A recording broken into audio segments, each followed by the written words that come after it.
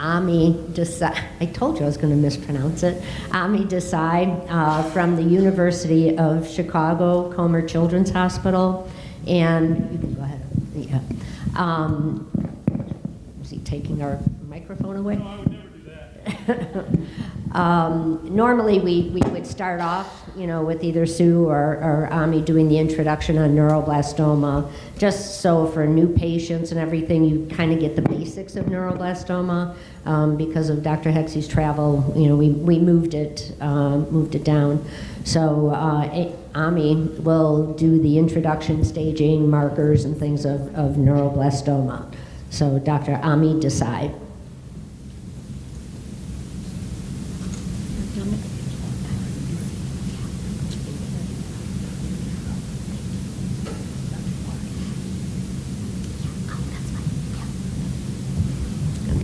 Good morning, everyone. It's a pleasure to be here today. I want to thank Pat and the CNCF for everything that they do.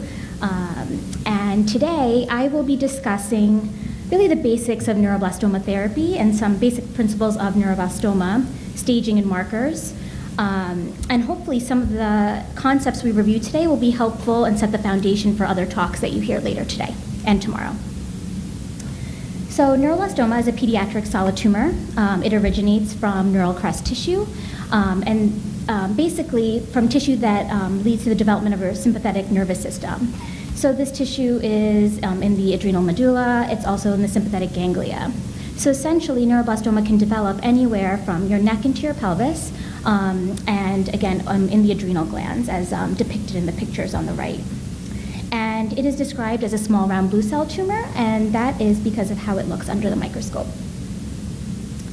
Out of the pediatric cancers in children under 15 years of age, neuroblastoma is actually in the top 3, with an incidence of about 10 per million.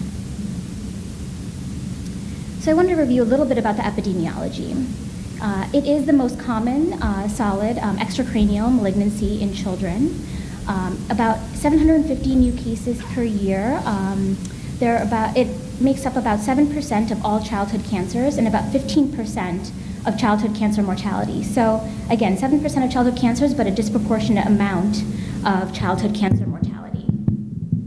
The median age at diagnosis is about 18 months. However, more than 90% of the cases are actually detected by 10 years of age. And as you can see on the right, here's a plot of age-specific incidence rates. And as you can see, the majority of cases are really in the first 2 years of life and start trickling off by age 10. It is rare in adolescents and young adults. And when it does appear in older children and young adults, it tends to have a different course than what we see in younger children.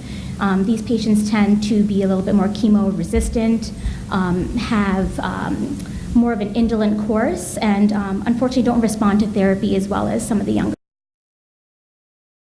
children. And about half of all of the cases diagnosed are those of high risk. Neuroblastoma does have a broad spectrum of clinical behavior. There are subtypes of children who are infants with 4S disease, who have spontaneous regression of their disease. Others, somewhere in between, where they only may need surgery or plus or minus chemotherapy. And then you have high-risk neuroblastoma, which can be fairly chemo-resistant, and for some children, unfortunately, it can be refractory as well. So a lot of families will ask when we initially have our diagnosis talk about neuroblastoma, why does this happen? What causes neuroblastoma? And there really isn't any consistent environmental factor that's identified. There are some family or familial or hereditary cases of neuroblastoma in a small proportion of patients. Two of the main germline mutations that have been found have been FOX2B and germline ALK mutations. And what I mean by germline, I mean that these are things that were either were hereditary in nature, or there may have been a change in some of the cells in a developing embryo that may cause a child to have a specific mutation in all of their cells. The FOX2B mutation is also associated with a syndrome called congenital central hypoventilation syndrome and/or Hirschsprung's disease. And also, there are some genetic syndromes and cancer risk syndromes that have been associated with higher risk of developing neuroblastoma. And here is just a partial list of some of the syndromes, one being Costello syndrome, the next being Noonan syndrome, the next being Li-Fraumeni syndrome, where you have a germline TP53 mutation and are predisposed to other malignancies as well. And then a type of germline mutation seen in Beckwith-Wiedemann syndrome. So not all patients with Beckwith-Wiedemann syndrome, but those who have a germline CDK N1C mutation may have a higher risk of developing neuroblastoma. And another question that often comes up is there a role for screening in the general population? So in the past, studies were done in Japan, Canada, and Germany, and looked at if you screened children in the first year of life with urine VMA, HVA, would you do a better job of identifying neuroblastoma, and would that actually impact outcomes? And essentially what was being discovered is that they were identifying some cancers, but they were really those that may have spontaneously regressed on their own otherwise, or were biologically favorable. So screening really didn't seem to impact outcomes and is not really part of our practice. However, as I mentioned, there are certain populations due to either a hereditary cause or whatnot of having an increased risk of developing neuroblastoma. So a group of experts who treat children or research or do research in accordance with cancer predisposition got together at one of the AACR meetings and put together guidelines saying what is the appropriate screening for these patients who may be at higher risk of developing neuroblastoma. So there are certain groups who may get an abdominal ultrasound, urine catecholamines, and a chest x-ray anywhere from every 3 to 6 months in the first 10 years of their life. Again, these are guidelines, and we will see as time goes on as to the impact these guidelines have on this population. So going into the clinical presentation of neuroblastoma, some patients will have just an asymptomatic mass, a mass that someone notices in the neck, in the abdomen. A patient or a child may present with Horner syndrome. So if there's compression along the sympathetic ganglia, they may have a droopy eyelid, small pupil, and present that way. We often will look for spinal cord compression for masses that are paraspinal, or if it looks like the tumor is creeping into the neural foramina. Some patients may present with a big liver, have pallor because they are anemic, some skin lesions, raccoon eyes or bruising around the eyes, as you see on the right. For those with high-risk disease, we sometimes see weight loss, irritability, fever, hypertension. Rarely you can see vasoactive intestinal peptide syndrome or intractable diarrhea. We can also see opsoclonus myoclonus, which is sort of uncontrolled movements of the eye or movements of the muscle as well. Usually opsoclonus myoclonus is associated with lower risk types of neuroblastoma. However, we have seen it with higher risk types as well too. And the nature of this is really autoimmune. And bone pain. Sometimes children will present with a limp or refusal to walk, either due to bone or bone marrow involvement. So as providers, what do we do when we suspect that a child may have neuroblastoma? Of course, we take a good history and physical examination. We will measure urine catecholamine metabolites. The tumors will excrete catecholamines that then have metabolites that are excreted in the urine, and that being HVA and VMA. We check blood counts to see if patients are anemic, have low platelets. We will also check their organ function. As for tumor imaging, that can include anywhere from imaging of the neck to the pelvis, MIBG scan, which we'll go into in more detail, and potentially an MRI to get better imaging or visualization of where the primary tumor is. Often in the very early period of diagnosis, or more so, children will undergo biopsy as well too, bilateral bone marrow aspirates and biopsies to complete the staging. And the diagnosis is made usually by tissue diagnosis from this biopsy. However, in certain situations, we may use information from the bone marrow and the urine catecholamines to make the diagnosis. So most people in this room are probably familiar with MIBG scans, but I just wanted to go through the concept of what an MIBG scan is in case. So it is a special type of scan that can detect certain types of neuroendocrine tumors, just like neuroblastoma. MIBG is very similar in structure to norepinephrine and is labeled with a radioactive iodine tracer that is then taken up by neuroblastoma cells. And then what we do is develop a Curie score to determine the extent of disease. The majority of patients, about 90% of patients with neuroblastoma will have MIBG positive disease, but there is a small subset of patients who don't, and then we use alternative metabolic imaging. You can see normal uptake in the salivary glands, the bladder, the liver, so those things are normal to see.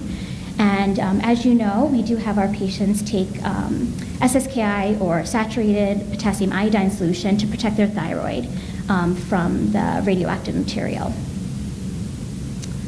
And you may hear us talk a lot about, again, MIBG scans and how we score them or what a Curie score is. So a Curie score essentially, as you can see in what we call a little Curie man on the right over there, breaks up body parts into different regions. And you see regions 1 to 9 there, and region 10 is reserved for soft tissue disease. And then we add up all of the scores to come up with a final score, and that helps us quantify disease burden. And Curie score is being looked at prognostically as well at different time points of neuroblastoma therapy. So the next part will really focus on different prognostic markers in neuroblastoma. And of course, this is a partial list. But using this as sort of a timeline as to when prognostic markers developed for neuroblastoma, since like the early 1970s, stage and age were known to be very prognostic for neuroblastoma. Then we go into the 80s where MYC amplification was known to describe more aggressive disease, DNA ploidy and histology, and again, these 5 markers really being used to determine risk assignment within the children's oncology group. Going on into the 90s, we note some individual genetic aberrations, TRK expression, there's also TRK expression. And in the past 15 years, there's really been a growth of genome-wide analyses that are really helping us understand tumor biology and how this impacts patients with neuroblastoma. So again, the 5 markers you'll hear us talk a lot about is age at diagnosis, tumor cell ploidy or DNA content of the tumor, histology, MYC status, and stage. And then that helps us group patients generally into low, intermediate, and high. And going into a little bit more detail about those 5 factors, we have, again, age at diagnosis. And while age is really a continuous value, clinically we sort of draw a line in the sand at around 18 months, saying that children may potentially have more aggressive disease at 18 months or older. We also, again, look at stage of disease. There are 2 staging systems you may have heard of. One being the INSS, International Neuroblastoma Surgical Staging System. There is also the INRG staging system. We are using INRG in the more recent years, and I will go into both staging systems in a little bit. But stage 4 essentially describing metastatic disease, and 4S and MS really describing the group of patients who are younger with biologically favorable disease that often will regress on its own. Looking into tumor genetic factors, again, that is MYC status, whether the tumor is MYC amplified versus MYC non-amplified, and tumor cell ploidy with a more aggressive disease being in those with the DNA index of 1. As for pathologic factors, we describe the histology as patients either having favorable histology or unfavorable histology. And here is a table just describing different histologic subtypes of those that fall within favorable histology versus unfavorable histology. This slide is a table of essentially what we use within the children's oncology group for risk group stratification and which helps dictate how we treat children with neuroblastoma. And I just wanted to indicate here that if you look at those with stage 4 disease, those who are greater than 18 months of age, it really doesn't matter whether you have MICN amplification, ploidy, or what your histology subtype is. Just being of that age and having metastatic disease can group some of our patients into the high-risk category requiring high-risk therapy. I now wanted to move on to the International Neuroblastoma Risk Group Task Force. So this task force convened in 2005, and what they really wanted to do was address the problem of non-uniformly defined risk groups. The Europeans, those of us in North America, often use different criteria to describe who should be grouped as having low, intermediate, or high-risk disease. And this sometimes makes it difficult to collaborate on certain trials together or compare some of our results. So the first order of business when this task group met was the development of what was now a pre-treatment staging system, the INRG-SS. So something that does not require surgical staging and is really dependent on something we call image-defined risk factors, which I'll go into in the next 2 slides. And again, this staging system is no longer dependent on the degree of surgical resection. And with the data that was collected within this task force, and they also derived a new risk classification system. So data from about over 8,000 patients, almost 9,000 patients, diagnosed between 1990 and 2002 in North America, Australia, Europe, and Japan were analyzed. And when this data were analyzed, they saw that predictive factors for neuroblastoma were INRG stage, age, histologic category, grade of differentiation, MICN status, 11q aberration, and tumor cell ploidy. So going into the INRG staging system. So again, this is a pre-treatment staging system, happens prior to surgery. It is based on what we call image-defined risk factors. And it sort of has simplified the way staging occurs for neuroblastoma now. So an L1 tumor is a localized tumor without image-defined risk factors, or basically a tumor that doesn't wrap around major vessels. An L2 tumor is a local regional tumor with 1 or more image-defined risk factors. So now starting to wrap around some important blood vessels. Stage M are those patients with distant metastatic disease. So anywhere disease that could be in the liver, bone marrow. The MS category is very analogous to what was called 4S before, except now it groups children less than 18 months of age who may have a L1 or L2 tumor with really small amounts of metastatic disease, or it can have metastatic disease with small amounts in the bone marrow. So this slide is just a summary of when we meet with our radiologists and when they say is an image-defined risk factor present, these are an example of some of the things that we look at.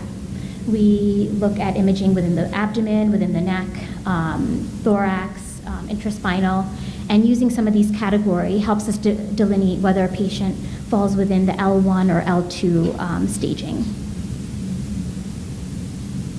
So this slide just shows basically, again, comparing the 2 staging systems, INSS staging, the more surgical-based staging system, where a lot of the groups are based on the amount of tumor resected, whether lymph nodes are involved, whether tumor crosses the midline, and a more simplified version with the INRG staging system using image-defined risk factors.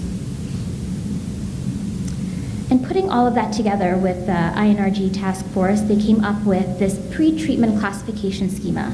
Now, most centers and the Children's Oncology Group has not adopted this risk schema yet, but it's really the first step in identifying a risk classification system that we might be able to use for trials in the future or for those with international collaboration.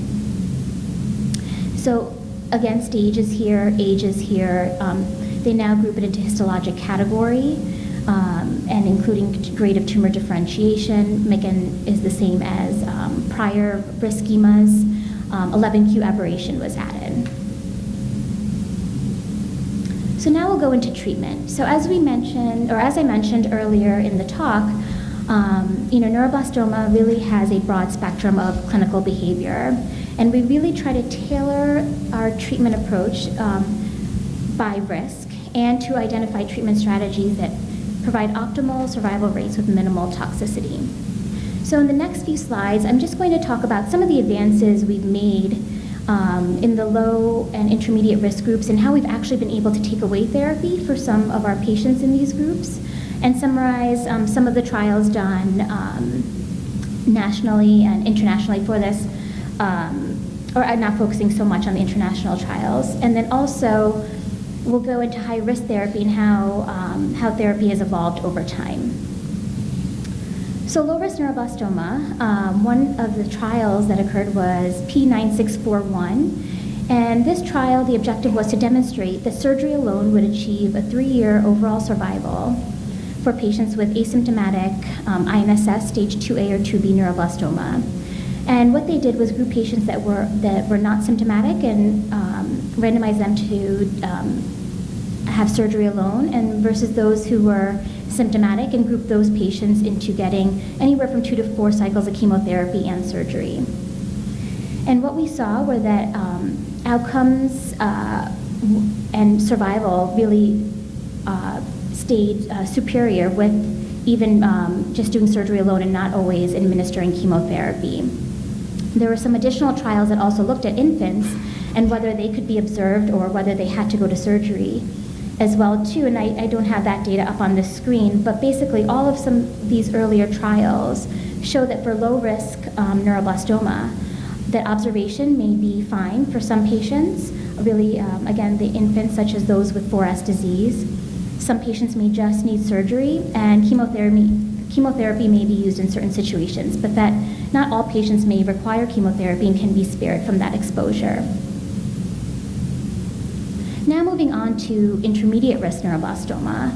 I'm just going to focus on 2 trials here, and the objective of this first trial is to determine whether a 3-year estimated overall survival of more than 90% could be maintained with reduction in the duration of therapy, drug doses, and using a tumor biology-based therapy assignment.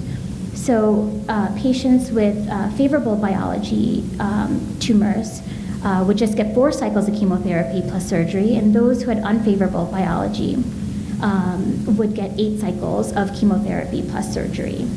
And again, outcomes were maintained with grouping these patients with therapy based on what we thought their risk was based on underlying biology.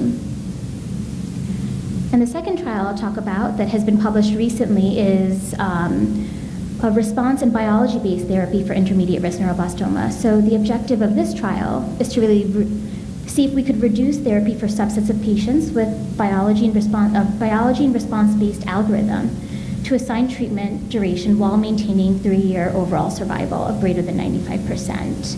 And the biology that was looked at was whether tumors expressed 1p and 11q or had 1p and 11q, and what the allele status was. And response looked at an endpoint of partial response. And so patients could receive anywhere from 2, 4, 8 cycles of chemotherapy based on their tumor biology and their response to therapy. And again, survival outcomes were maintained with reduction in certain subgroups of patients who we thought were at less risk and did not need as much chemotherapy. So essentially, for intermediate risk therapy, you can receive anywhere from 2 to 8 cycles of chemotherapy depending on your response, and surgery if possible. So again, another example of how we've been able to take away chemotherapy for some patients.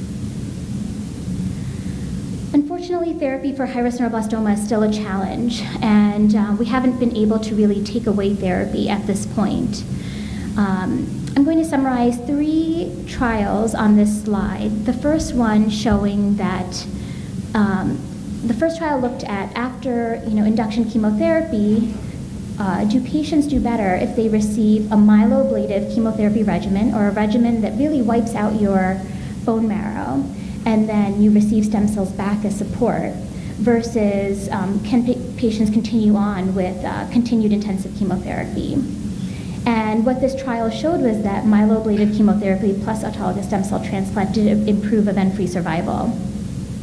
Then we move on to results that were published in around 2010, which showed that using targeted immunotherapy or an anti-GD2 antibody plus isotretinoin, or what we commonly know as Accutane, versus isotretinoin alone, and looked at that question. And what we saw too was that survival was improved with immunotherapy plus isotretinoin following stem cell transplant. So again, another addition to the maintenance portion of high-risk neuroblastoma therapy. And finally, most recently, and you may hear about this more in the COG update section of the conference, is ANBL 0532, which looked at, well, now we said that transplant improved outcomes for patients with neuroblastoma. Would giving tandem transplants or 2 transplants actually improve outcomes compared to 1? And on this study, tandem autologous stem cell transplant did improve survival, especially when followed by immunotherapy as described in the second bullet. So putting that all together for high-risk neuroblastoma therapy, you can see it's quite intensive, and this is a schema of what high-risk neuroblastoma therapy generally looks like. Again, excluding some more institution-specific trials, but high-risk neuroblastoma therapy starts off with induction chemotherapy with multi-agent chemotherapy. Stem cells get collected after the first 2 cycles of chemotherapy. There is a delayed surgery. Then patients will move on to consolidation, where they will receive, again, myeloablative or very high doses of chemotherapy that then require stem cell rescue, and get this done twice. They will then move on to receive radiation to the primary site of tumor and anything that might have been positive prior to moving on to transplant. And then finally, post-consolidation or maintenance is essentially made up of receiving anti-GD2 antibody, which targets GD2 expressed on neuroblastoma cells with cytokines, which helps the antibody's mechanism of action and work better, and also with isotretinoin. So again, much more intensive therapy than those with low or intermediate risk disease. So this slide really depicts outcomes of children with high-risk neuroblastoma by era. So what you can see on this slide is that for each time period, that outcomes are better, but we're not quite where we are for those with low and intermediate risk disease, and there's still a lot of work that we need to do. And during the next 2 days, you'll hear of a lot of trials going on to see how can we further improve the way we treat children with high-risk neuroblastoma.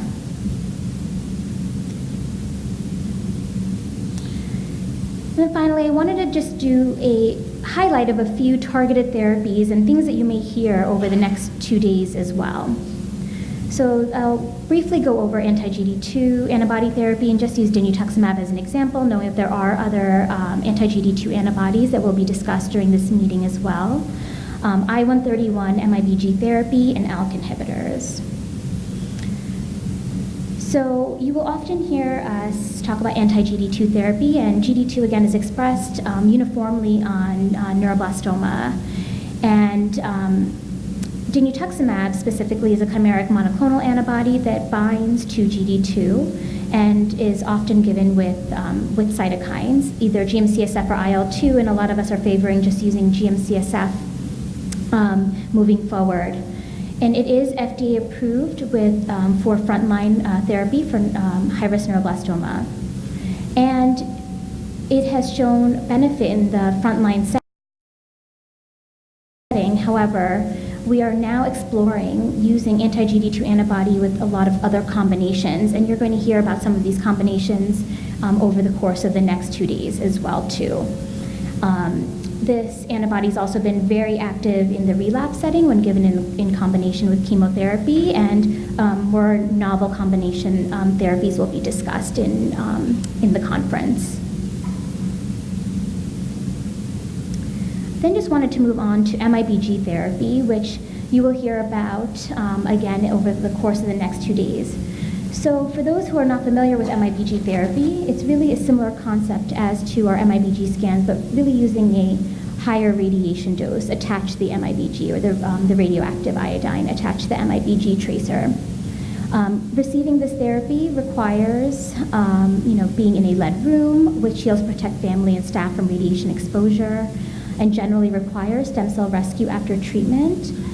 It has shown to be very active, again, in the relapse setting for children with neuroblastoma.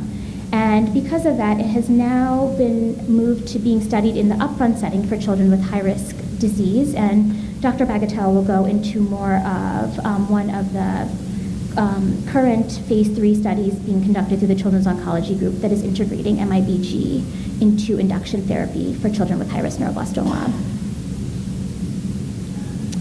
And I'm not sure this projects as well as it does on my smaller screen, but this is a depiction of MIBG scans in a patient before, during, and after MIBG therapy. So before, you could see our patient has a normal uptake of places we know where it may light up on the scans, but really a lot of bony disease. Then during therapy, as the MIBG is taken up into the neuroblastoma cells in high quantities, it actually looks more intense. And I've had a family who gets their MIBG scan at the end of their MIBG get very concerned that now things looked darker and brighter, and but that's exactly what we want to see. We want to see the neuroblastoma cells take up the MIBG. And then afterwards, about 6 to 8 weeks afterwards, when we do scans, you could see a lot of the bony disease has resolved in the femurs and in the other parts of the skeleton for this patient. And finally, I just wanted to briefly discuss targeting ALK. So we talk about precision medicine and more targeted therapies for neuroblastoma. And ALK mutations or ALK amplifications or other sorts of aberrations have been identified in about 14% of children with high-risk neuroblastoma, and provides us an opportunity to target this alteration. So crizotinib is a drug that you may hear about that targets ALK, and this has been studied in children as part of a pediatric phase 1/2 study. And there were either objective responses or prolonged stable disease in children with neuroblastoma who were given crizotinib, again in this more relapse refractory setting. It has also been studied in combination with chemotherapy. And given some of the responses and some of the scientific rationale for using this targeted therapy, it is also now being integrated into the current high-risk neuroblastoma study that is being conducted through the Children's Oncology Group, where within the first month or so of therapy, we will know if a child's tumor harbors an ALK aberration, and then patients on the study will then be randomized to Arm E of the study and get crizotinib from induction moving forward. And then there are other ALK inhibitors that are in development that you will also hear about during this conference, one of them being lorlatinib, which is a third-generation ALK inhibitor. And so finally, I just wanted to highlight that, high-risk neuroblastoma therapy is quite intensive, as everyone knows. And although we want to find optimal therapies, we also want to find therapies that may potentially have less late effects. We know from the chemotherapy and radiation that we give that there can be potential cardiac effects. Our patients do receive anthracyclines, which can affect the heart, although not in high doses, can still have late effects. Endocrine effects, hypothyroidism from the therapies and scans that they receive, whether it be radiation or, again, the MIBG scans, ototoxicity from the platinum drugs that they receive, secondary malignancies from the drugs that are given for their therapy, neurocognitive alterations and pulmonary alterations, as well as renal toxicity. So, we do not stop following our patients when therapy ends. We want to continue to follow them on into survivorship and hopefully be able to have therapies where we can optimize outcomes and truly minimize the toxicity better than we have done so far. So how can we improve our outcomes? Investigating novel therapies. You heard about one this morning. You're going to hear about multiple other types of novel therapies over the next 2 days as well. And this really is a strong partnership between those who work in the lab, those who are more translational scientists, those who conduct clinical trials, and all of us working together to really translate some of the really impressive findings in the labs into the clinic. We need to further refine risk stratification, even between those who are among patients who are high risk, who are really ultra high risk, and how can we further refine the therapy that we are administering to our patients.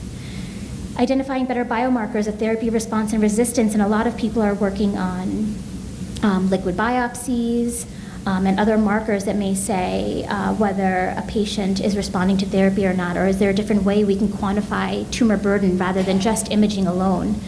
Can there be a blood test that can say whether someone's disease is coming back sooner rather than later? And again, I can't stress enough about collaboration, nationally, internationally, but again, all of us working together, putting our data together to really to move the field forward and improve outcomes.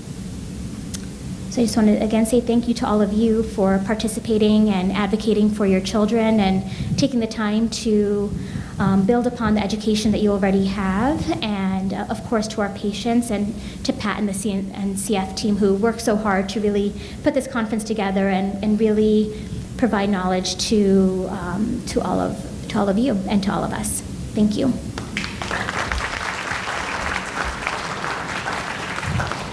Does anyone have any questions? Again, you can come up to the microphone. No question? Well, we have one. Or we have two coming.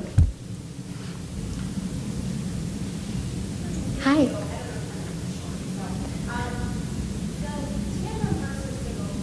Mm-hmm.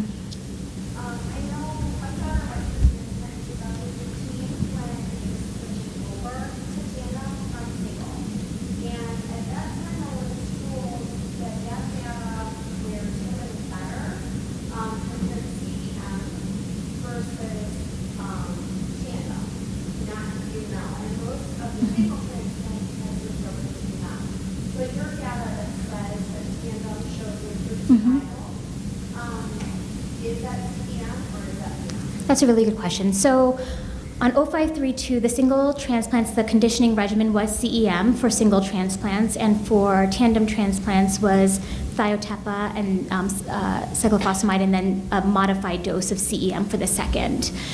In the current Children's Oncology Group phase 3 study, this will now compare tandem with TC and CEM versus a single transplant with Bumel. So this will be an opportunity to compare those two in this trial that's ongoing. There have been some pilot studies through the Children's Oncology Group looking at busulfan melphalan as a single transplant conditioning regimen, and in Europe they tend to favor using busulfan and melphalan, and hopefully the ongoing phase 3 study will help us see what might be better. Not in a direct comparison, no. Yeah. Okay, another question? Hi. Hi. So I think we're all aware of the difference currently between low risk and intermediate risk outcomes versus high risk. Mm-hmm. I have a couple of questions about that.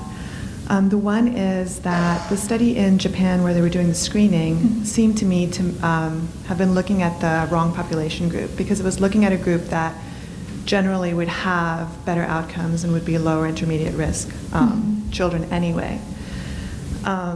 So kind of in conjunction with that, my question is about initial diagnosis. There are many parents who initially have a really hard time getting neuroblastoma diagnosed. Right.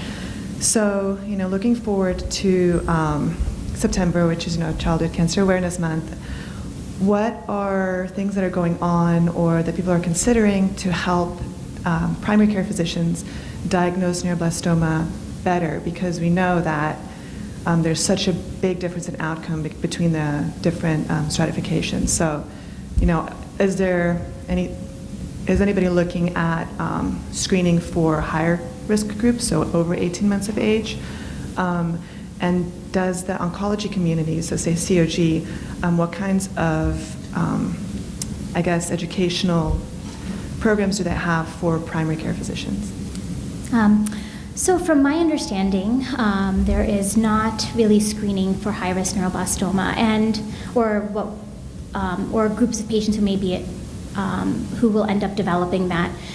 And I think the reason for that is it's a very biologically driven tumor, and that it was going to do what it was going to do based a lot on the tumor biology, and that perhaps there may not be a good way to screen early for that.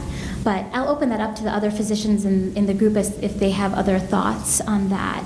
But there are currently not screening initiatives in older populations of patients. As for education, I think the one thing we do as oncologists is if we come across a case and think that perhaps the primary physician may have not fully thought about a situation early enough, we do try to provide that feedback and education back. Oftentimes, some of the symptoms that go along with what one may present with high-risk neuroblastoma can also mimic more common conditions. So it sometimes takes going through some of those more common conditions and going through that differential before someone thinks of high-risk neuroblastoma. And I'm sure that's probably not comforting as a parent who then has a child who has high-risk neuroblastoma, but it's really hard to delineate exactly, I think, in a primary provider's office, does this child absolutely have high-risk neuroblastoma, or versus are they not feeling well because they have a cold or a fever from a viral illness? And usually the course will dictate whether more testing needs to be done to see if we need to go searching for additional things. But we do try to provide feedback to providers when we feel like, well, maybe this should have been thought about a little bit sooner. And I know at least at academic centers, we try to educate our residents who then go out into the community and become primary care providers about what are things that they should look for and flag, and keep their differential broad about when they see patients in their office. Okay, so you're saying also that so I guess neuroblastoma is too rare to do something like standard catecholamine testing or things like that with certain sets of symptoms. Yeah, that's one of the points. Yes. Thank you. I just have a comment about the early detection thing that you're bringing up, and early detection is something that is helpful in adult cancers. Yeah. For colon cancer, where you can resect it before it's spread, or Right. breast cancer, where you can treat it early. Neuroblastoma is an aggressive developmental disease, and there's no evidence that detecting it earlier is going to improve outcome. We kind of detect it when the symptoms present. So I know it's really concerning for parents to be, oh, my child had cancer for X number of months and we didn't know it, and then we detected it and it had spread already. The biology of this cancer is aggressive, and it's going to spread if it's going to spread, and we detect it when we find it, and it's not clear. I don't think that we've ever been able to demonstrate that detecting neuroblastoma early makes any difference in survival. If our treatments work, they work, and if they don't, they don't. And so that's one of the things that it's not very reassuring for parents to hear that. But there's this I think in the lay press we hear a lot about, oh, we need to screen for cancer, we need to detect it early. They're talking about adult cancers. They're talking about breast cancer and colon cancer. They're really not talking about osteosarcoma, neuroblastoma, Ewing sarcoma, rhabdomyosarcoma. Those are aggressive, pre-programmed cancers that just happen. And detecting them earlier with less disease burden, it's not clear that they respond better at an earlier stage. Another question? Yeah, sorry, kind of to go off of this. So my son is 7 months, and he got diagnosed when he was 4 months. My doctor said that if he would have got a urine test beforehand, his disease wouldn't have spread everywhere. Like, it's everywhere in his body, where he's intermediate risk only because of his age. But if he was like 2 months older, he would have been high risk. But my doctor said, like, if my pediatrician would have took a urine test, we could have caught it early. Sorry, y'all, I have allergies. But so that's confusing, like, why America doesn't try that to take tests and kind of see if it can be found earlier in infants. Yeah. So I think, at least from what has been studied so far and what has been published, because this comes up in, I feel like every conversation I have with families when they have a child who was just recently diagnosed, is that at least from the data that we have, when you suspect something, sure, a urine test can be done. But in someone who's not having any symptoms or whatnot, and when screening was done in the first year of life, which is what was proposed in a lot of the data that was out, what we were capturing was really types of tumors that had very favorable biology, and it wouldn't stop the neuroblastoma from happening, and it wouldn't change the outcome, and perhaps detecting it that month or two earlier would not have made a difference. Are pediatricians being aware of these things though? Do they have classes where they can find it? Because my son had tons of symptoms for it. Yeah, I think there are CME courses and things like that pediatricians go to learn about different subspecialties. They sort of have to be the jack of all trades and sort of know what are the red flags and then know when to refer. And I think that's probably the most important point is they may not need to diagnose, but just know when to refer. And, to me, I take care of children with cancer every day, but really childhood cancer is rare, and I think in a pediatrician's office, they actually don't, they're not going to diagnose that many pediatric cancers. There are a lot of things that come to the mind first when a child has fevers or perhaps a limp, and going down all the different things that might be more common prior to that is basically how I think most people proceed. But just knowing when something is a red flag and should concern them and when they should reach out to a specialist, I think is probably the most important part. Okay, thank you. Okay, one more question. If the consensus is that genetic makeup of the cancer would dictate what the future is, is there any plan to put that test into the staging? So I think there is an effort. People are trying to, every day there are a lot of people doing research, trying to come up with how can we better define neuroblastoma tumor biology, and what are other prognostic markers that we can add into our risk stratification to better refine our risk stratification. So those are ongoing efforts. No other questions? Oh, go ahead, Frank.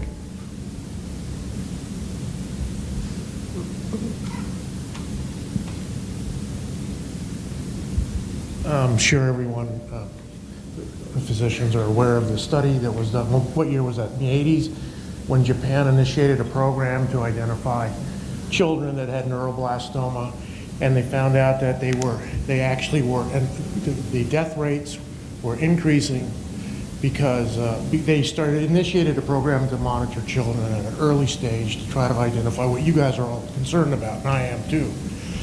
But they found out that because you have so many kids that were spontaneously regressing and the treatments were overly aggressive, that they ended up killing more kids with the treatments than if they would have so that's the reason why they backed off from doing what we would like to do, is identify the disease at the earliest stage, but the treatments ended up killing more kids. Well, when was that, in the 80s? Late 80s.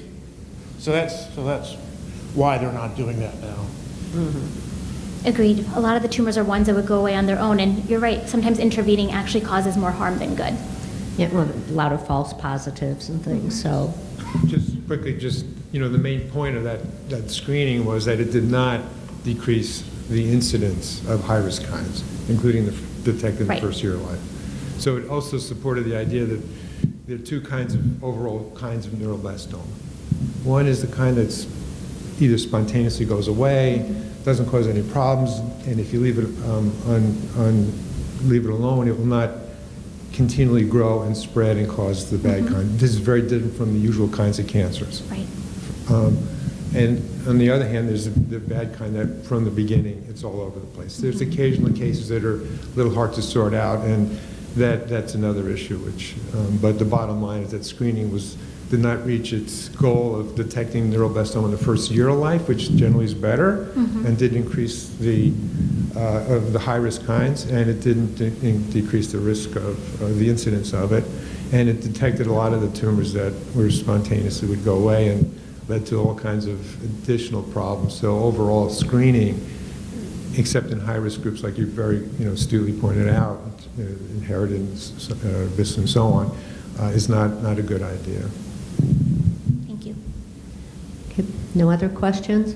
Okay, we're going to take a 15, 20-minute break. There's chips and granola bars and coffee and stuff in the back there.